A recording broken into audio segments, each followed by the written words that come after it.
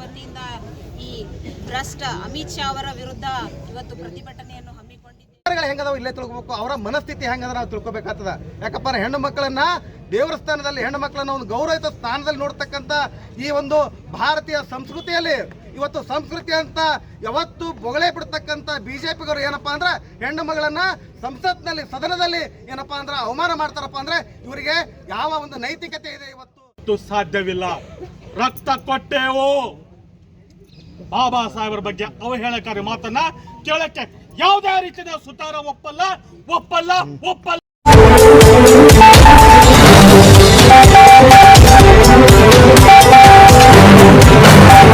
UTV news पर स्वागत है आप सभी दर्शकों का। मैं हूं आपके साथ सिमरन।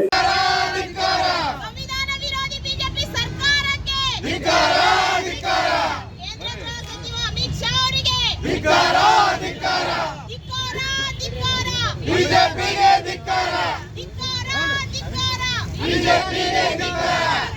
ಅಮಿತ್ ಶಾ ಹಟಾವ್, ಸಂವಿಧಾನ ಬಚಾವ್.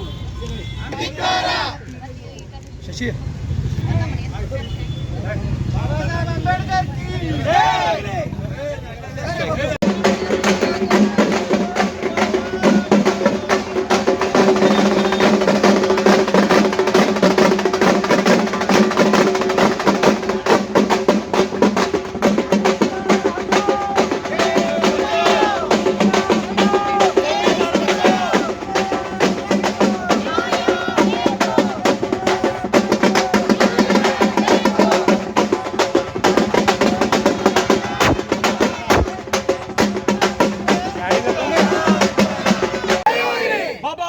ಅಂಬೇಡ್ಕರ್ ಅವರಿಗೆ.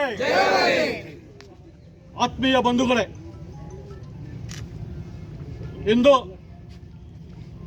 ಭಾರತೀಯ ರಾಷ್ಟ್ರೀಯ ಕಾಂಗ್ರೆಸ್ ಪಕ್ಷದ ವತಿಯಿಂದ ಪ್ರತಿಭಟನೆಯನ್ನ ನಮ್ಮ ಜಿಲ್ಲೆಯ ಅಧ್ಯಕ್ಷರು ಸನ್ಮಾನ್ಯ ಶ್ರೀ ಮಲ್ಲಿಕಾರ್ಜುನ ಲೋಣಿಯವರ ನೇತೃತ್ವದಲ್ಲಿ, ನಾಯಕರಂತಹ ಮುಷರಫ್ ನೇತೃತ್ವದಲ್ಲಿ, SC/ST ಘಟಕ ಅಧ್ಯಕ್ಷರಂತಹ ಗಬ್ಬೇವಾಡಿಯವರ ನೇತೃತ್ವದಲ್ಲಿ, ಸಮಸ್ತ ಮುಖಂಡ ನೇತೃತ್ವದಲ್ಲಿ ಇವತ್ತು ಪ್ರತಿಭಟನೆ ಮಾಡ್ತಾ ಇದ್ದೇವೆ. ತಮಗೆಲ್ಲ ಗೊತ್ತು, ಇವತ್ತಿನ ಕಾಲಘಟ್ಟದಲ್ಲಿ ಇಡೀ ಜಗತ್ತೇ ಬಾಬಾ ಸಾಹೇಬ್ ಅಂಬೇಡ್ಕರ್ ಅವರನ್ನ ವಿಶ್ವ ನಾಯಕ, ವಿಶ್ವ ಮಾನವ ಅಂತ ಒಪ್ಕೊಂಡಂತಹ ಕಾಲಘಟ್ಟದಲ್ಲಿ ಮೊನ್ನೆಯ ದಿನ ಈ ದೇಶದ ಗೃಹ ಸಚಿವರು ಸಂವಿಧಾನದ ಪ್ರದತ್ತವಾದ ಅಧಿಕಾರದಲ್ಲಿದ್ದವರು, ಬಾಬಾ ಸಾಹೇಬ್ ಅಂಬೇಡ್ಕರ್ ಕೊಟ್ಟಂತಹ ಭಿಕ್ಷೆಯಲ್ಲಿ ಅಧಿಕಾರ ನಡೆಸ್ತಾ ಇರುವಂತವರು ಅಮಿತ್ ಶಾ ಅವರು ಮಾತಾಡ್ತಾರೆ, ಅಂಬೇಡ್ಕರ್ ಪ್ಯಾಷನ್ ಆಗಿದೆ ಅಂತ. ಹೌದಪ್ಪ, ನಾವು ಪ್ಯಾಷನ್ ಆಗಿದೆ. ಯಾಕಂದ್ರೆ ಅಂಬೇಡ್ಕರ್ ಅಂದ್ರೆ ನಮ್ಮ ಜೀವನ, ಅಂಬೇಡ್ಕರ್ ನಮ್ಮ ರಕ್ತ, ಅಂಬೇಡ್ಕರ್ ನಮ್ಮ ಜೀವನ, ನಮ್ಮ ಜೀವ, ಅಂಬೇಡ್ಕರ್ ನಮ್ಮ ಬದುಕು, ನಮ್ಮ ಬಾಳು. ಅಂಬೇಡ್ಕರ್ ಹೇಳಲ್ಲ, ಜೀವನ ಬತ್ತ ಲಕ್ಷ ನಾವು ಅವರ ಹೆಸರನ್ನ ಪಠಣ ಮಾಡ್ತೇವೆ. ನಿನಗೇನಪ್ಪ ನೋವು?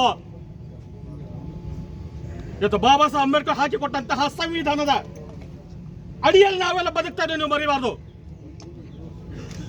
ಒಂದು ವೇಳೆ ನೀವು ಅಂದ್ಕೊಂಡಂತಹ ಸಂವಿಧಾನವನ್ನು ನೀವು ಬಯಸಿದ್ದಾದ್ರೆ ನಿಮ್ಮ ಪ್ರಧಾನಮಂತ್ರಿ ಕೂಡ ಪ್ರಧಾನಮಂತ್ರಿ ಜಾಗದಲ್ಲಿ ಕೂರ್ತಿದ್ದಿಲ್ಲ ಅನ್ನೋದನ್ನ ತಾವು ಮನಗೊಂಡ್ಬೇಕಾಗ್ತದೆ, ಅರ್ಥ ಮಾಡ್ಕೋಬೇಕಾಗಿದೆ, ಅರ್ಥೈಸ್ಕೋಬೇಕಾಗಿದೆ. ಸುಖ ಸುಮ್ಮನೆ ದಲಿತರ ಮೇಲೂ ಸಾಧ್ಯವಿಲ್ಲ. ರಕ್ತ ಕೊಟ್ಟೆವು. ಬಾಬಾ ಸಾಹೇಬರ ಬಗ್ಗೆ ಅವಹೇಳನಕಾರಿ ಮಾತನ್ನ ಕೇಳಕ್ಕೆ ಯಾವುದೇ ರೀತಿಯ ಸುತಾರ ಒಪ್ಪಲ್ಲ ಅಂತ ಹೇಳಕ್ಕೆ ಇಚ್ಛೆ ಪಡ್ತೇವೆ. ಬಂಧುಗಳೇ, ಒಕ್ಕೊರಲಿಂದ ಧ್ವನಿ ಎತ್ತೋಣ.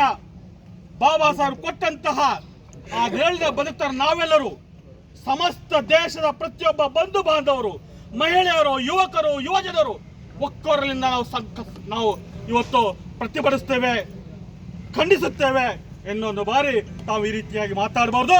ನಿಮಗೇನಾದ್ರೂ ಕಿಂಚಿತ್ತಾದ್ರೂ ನಾಚಿಕೆ ಇದ್ರೆ, ಕಿಂಚಿತ್ತಾದ್ರೂ ಮಾನ ಮರ್ಯಾದೆ ಇದ್ರೆ, ಕಿಂಚಿತ್ತಾದ್ರೂ ಸಂವಿಧಾನ ಮೇಲೆ ಗೌರವ ಇದ್ರೆ, ಬಾಬಾ ಸಾಹೇಬರ ಮೇಲೆ ಗೌರವ ಇದ್ರೆ ತಕ್ಷಣ ಸನ್ಮಾನ್ಯ ಪ್ರಧಾನಮಂತ್ರಿಗಳು ಅಮಿತ್ ಶಾ ಅವರ ರಾಜೀನಾಮೆ ಪಡೆಯಬೇಕು ಅಂತ ನಾವು ಒಕ್ಕೊರಲಿಂದ ನಾವು ಆಗ್ರಹ ಮಾಡ್ತೇವೆ.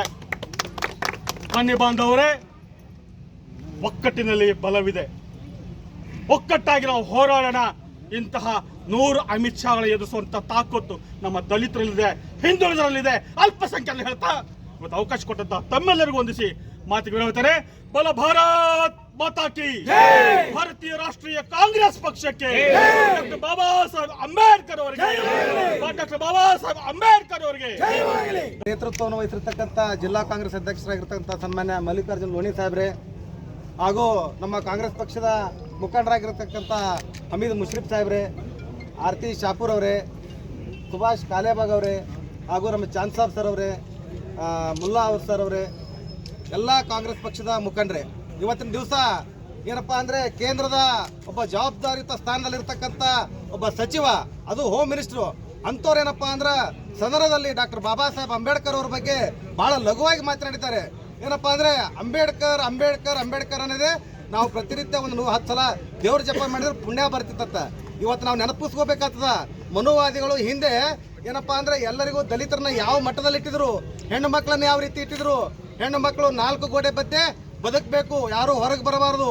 ಇವತ್ತು ದಿವಸ ನೋಡ್ತಾ ಇದೀವಿ ಹೆಣ್ಣು ಮಕ್ಕಳು ಗಂಡು ಮಕ್ಕಳು ಸರಿ ಸಮಾನರಾಗಿ ಇವತ್ತಿಲ್ಲಿ ನಿಂತಿದ್ದಾರೆ ಅಂದ್ರೆ ಡಾಕ್ಟರ್ ಬಾಬಾ ಸಾಹೇಬ್ ಅಂಬೇಡ್ಕರ್ ಅನ್ನೋಂಥದ್ದು ಮಾತನ್ನ ಈ ಸಂದರ್ಭದಲ್ಲಿ ಹೇಳಕ್ಕೆ ಇಚ್ಛಪಡ್ತಾ ಇದ್ದೀನಿ. ಯಾಕಪ್ಪ ಅಂದ್ರೆ ಸದನದಲ್ಲಿ ಡಾಕ್ಟರ್ ಬಾಬಾ ಸಾಹೇಬ್ ಅಂಬೇಡ್ಕರ್ ಅವರು ಹೆಣ್ಣು ಮಕ್ಕಳಿಗಾಗಿ ಹಿಂದೂ ಕೋಡ್ ಬಿಲ್ ಅನ್ನ ಜಾರಿ ತಂದು ಇವತ್ತು ಹೆಣ್ಣು ಮಕ್ಕಳಿಗೂ ಕೂಡ ಸರಿಸಮಾನವಾದಂತ ನೀತಿ ಮತ್ತು ಅವರಿಗೆ ಸರಿಸಮಾನವಾದ ಹಕ್ಕು ಕೊಟ್ಟವರು ಬಾಬಾ ಸಾಹೇಬ್ ಅಂಬೇಡ್ಕರ್ ಅವರು. ದಲಿತರ ಪರಿಸ್ಥಿತಿ ಬಹಳ ಗಂಭೀರವಾಗಿತ್ತು. ಶಿಕ್ಷಣ ಇರಲಿಲ್ಲ, ಬದುಕಿರಲಿಲ್ಲ, ಅವರಿಗೆ ಭೂಮಿ ಇರಲಿಲ್ಲ.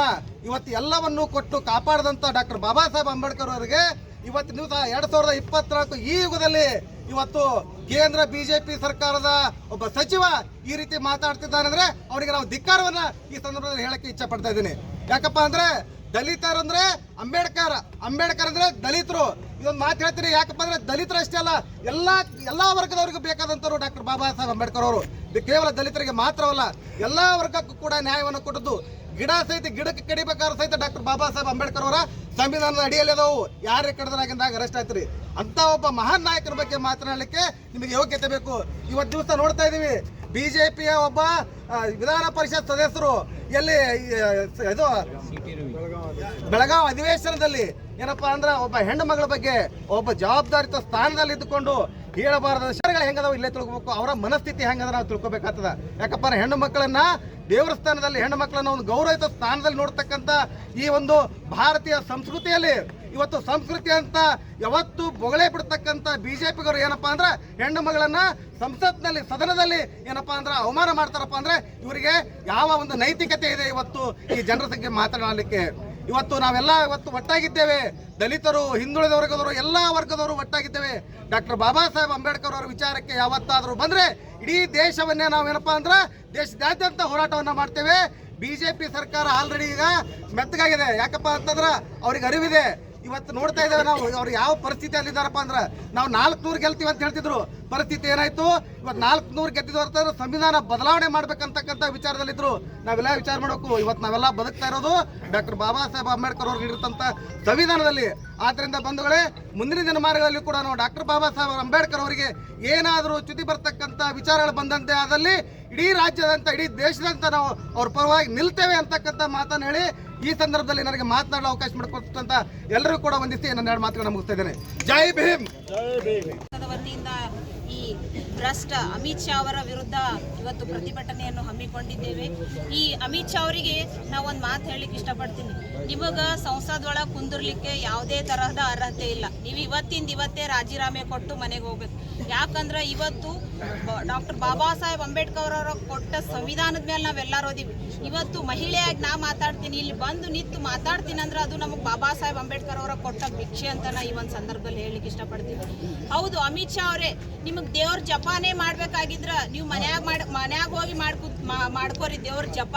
ನೀವು ಸಂಸದ್ ಒಳಗೆ ಬರೋ ಯಾವುದೇ ಅರ್ಹತೆನೂ ಇಲ್ಲ, ಯಾವುದೇ ಯೋಗ್ಯತೆನೂ ನಿಮಗಿಲ್ಲ. ಇವತ್ತೇ ನೀವು ರಾಜೀನಾಮೆ ಕೊಡಬೇಕು.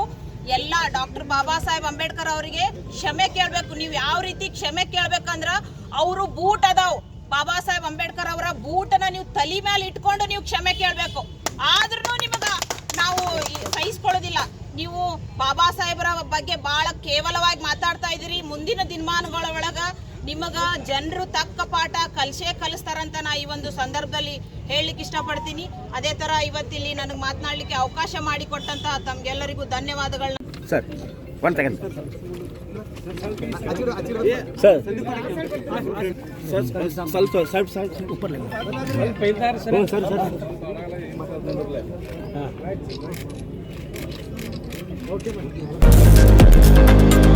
लेटेस्ट न्यूज अपडेट्स के लिए YouTube एक्सप्रेस को सब्सक्राइब कीजिए, साथ में बेल आइकॉन को भी क्लिक कीजिए। साथ ही साथ लाइक, शेयर और कमेंट करना ना भूलिए।